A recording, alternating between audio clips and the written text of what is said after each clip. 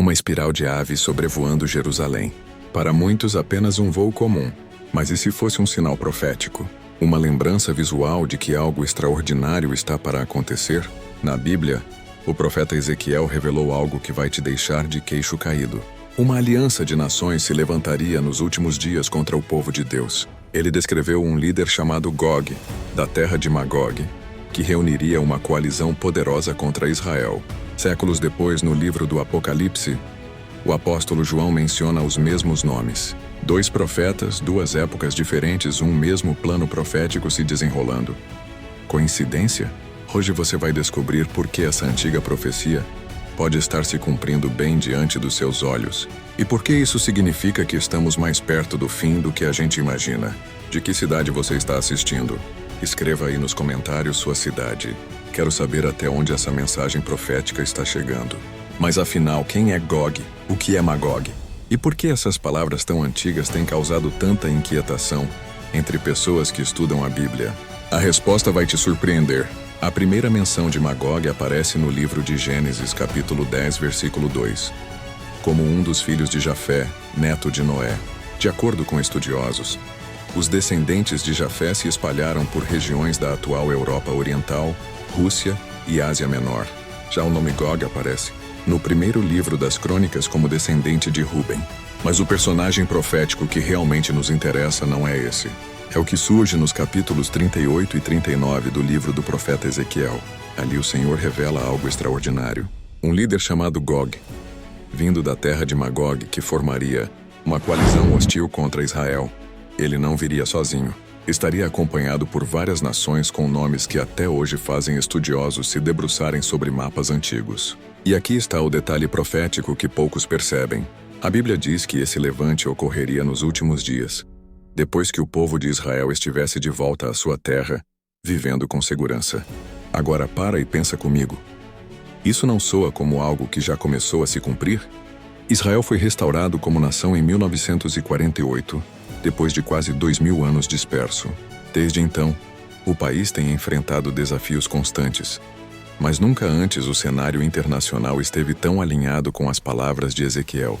No livro do profeta Ezequiel, capítulo 38, versículo 8, está escrito: Nos últimos anos virás a terra que se recuperou da espada, cujos habitantes foram ajuntados dentre muitos povos, sobre os montes de Israel. Meu amigo, isso não é teoria, é profecia. E a conexão com os acontecimentos de hoje é mais clara do que muitos imaginam. Desde a restauração de Israel, a nação tem sido constantemente pressionada, cercada por ameaças. Mas o que temos visto nos últimos tempos, especialmente a partir de outubro de 2023, é algo diferente. O cenário se intensificou de forma assustadora. Israel passou a lidar com ameaças mais agressivas, posicionamentos estratégicos de potências globais e alianças que, curiosamente, se assemelham às que Ezequiel listou em sua profecia. No livro do profeta Ezequiel, capítulo 38, versículo 5, estão mencionadas nações como Pérsia, Cuxi e Puti. Vamos traduzir isso para o mapa atual. Pérsia é o antigo nome do atual Irã, um dos países mais hostis a Israel hoje. Cuxi compreende regiões que hoje englobam partes do Sudão e da Etiópia. Puti é associada à Líbia, também marcada por instabilidade e influência contrária a Israel. E ainda há os nomes Gomer e Bet Togarma, que são identificados por muitos estudiosos como partes do território da atual Turquia e regiões próximas à Rússia. Agora pensa comigo. Nunca antes o envolvimento do Irã foi tão direto. Nunca antes Rússia e Turquia estiveram tão expostas em suas relações com o Oriente Médio. Tudo isso em um tempo em que Israel, apesar dos conflitos, continua crescendo economicamente, militarmente e tecnologicamente. Ezequiel capítulo 38, versículo 11 diz: Subirei contra uma terra de aldeias sem muros. Irei contra aqueles que vivem tranquilos e em segurança, todos eles habitando sem muros. Esse tipo de tranquilidade é relativa, sim, mas a ideia é que Israel estaria confiante, estabelecido, e seria surpreendido por uma aliança traiçoeira. Não estamos falando de coincidências políticas. Estamos falando de movimentações proféticas. E o mais impressionante ainda está por vir. Mas aqui vem uma pergunta que não quer calar. Será que você está percebendo esses sinais? Ou está tão ocupado com as coisas do dia a dia que nem repara no que está acontecendo ao redor do mundo. Me diga nos comentários, você tem sentido que algo está mudando espiritualmente? Agora imagine o cenário descrito pelo profeta Ezequiel, uma coalizão de nações cercando Israel, uma multidão de tropas avançando, confiantes de que o povo de Deus está vulnerável. Mas de repente tudo muda. A partir do versículo 19 do capítulo 38, Ezequiel descreve algo que não vem de forças humanas. Não é Israel quem responderá ao ataque, é o próprio Deus. Ezequiel 38, 19 e 22 diz: No meu zelo e no fogo do meu furor falei. Naquele dia haverá um grande tremor na terra de Israel. Todos os seres vivos tremeram diante de mim. As montanhas serão derrubadas, os penhascos cairão e todos os muros cairão por terra. O que vemos aqui é uma intervenção direta de Deus na história. Não é uma vitória militar convencional, é juízo divino. É como se o próprio céu entrasse em combate para proteger Israel.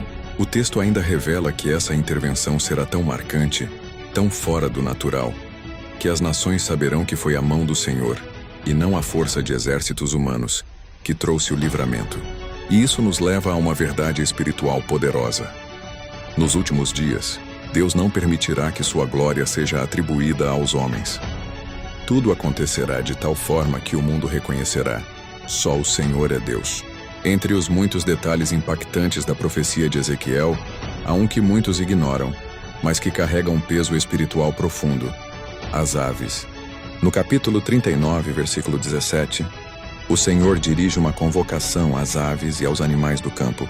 É uma cena carregada de simbolismo, onde a natureza participa do juízo divino, deixando claro que nenhum ato de oposição contra Deus passará despercebido. Agora, ao longo dos séculos, muitos se perguntaram: quem exatamente são Gog e Magog? A resposta não é única. Existem pelo menos 3 interpretações amplamente discutidas.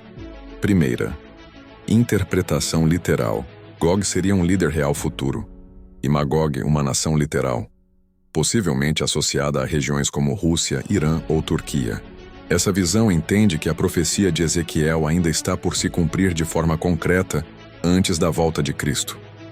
Segunda, interpretação simbólica. Aqui Gog e Magog não são países específicos, mas representam as forças do mal que se levantam contra Deus e contra seu povo em todos os tempos. Terceira, interpretação histórica. Alguns veem a profecia como parcialmente cumprida ao longo da história de Israel e da Igreja, com múltiplas camadas e aplicações ao longo dos séculos. Muita gente se confunde e acha que Ezequiel e o Apocalipse estão descrevendo o mesmo evento. Mas será que é assim? Em Ezequiel 38 e 39, vemos uma profecia sobre uma aliança de nações hostis que atacará Israel nos últimos dias, antes do reino milenar de Cristo. Já no Apocalipse 27, 9, a batalha acontece depois dos 1000 anos, quando Satanás será solto por um breve tempo e enganará as nações uma última vez. Ou seja, não são o mesmo evento. São 2 momentos diferentes com contextos proféticos distintos, mas com um propósito em comum: mostrar que aqueles que se levantam contra Deus jamais prevalecerão. Agora que entendemos a magnitude dessa profecia, é hora de fazer a pergunta mais importante: por que Deus revelou tudo isso? Será que foi apenas para sabermos o que vai acontecer no futuro? As profecias bíblicas nunca foram dadas apenas para informar, mas para transformar. Elas são alertas espirituais, chamadas de Deus para que seu povo não durma, não se distraia e esteja preparado para o que virá. Jesus deixou isso claro em Mateus 24:44. Por isso estejam também vocês preparados, porque o Filho do Homem virá numa hora em que vocês menos esperam. A profecia de Gog e Magog nos mostra que o mundo caminhará para um momento de engano, alianças obscuras e oposição aberta a tudo o que é de Deus. Mas ela também nos mostra que o Senhor intervirá de forma poderosa. E no meio de tudo isso, onde está seu coração? Essa profecia não é apenas sobre nações, é sobre consciência espiritual, sobre vigiar e estar firme na fé, mesmo quando tudo ao redor parecer incerto. Como Jesus disse em Lucas 21:28.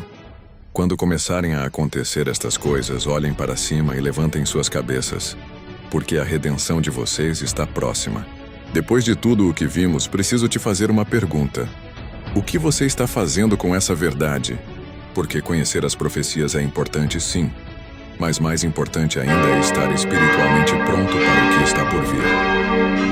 Se Jesus voltar hoje, como ele vai te encontrar? Não basta apenas saber, é preciso responder. Não basta apenas entender, é preciso se posicionar. Quando o relógio profético chegar ao fim, não haverá mais tempo para decidir. Então me diz nos comentários de que cidade você está assistindo e se essa mensagem tocou seu coração. Se sente que precisa se preparar espiritualmente para os tempos que estão vindo, escreva: Jesus, quero estar pronto quando tu voltares. O tempo é agora. Compartilhe esta mensagem com alguém que precisa acordar espiritualmente. E lembre-se, Jesus está voltando e que naquele dia ele te encontre firme na fé.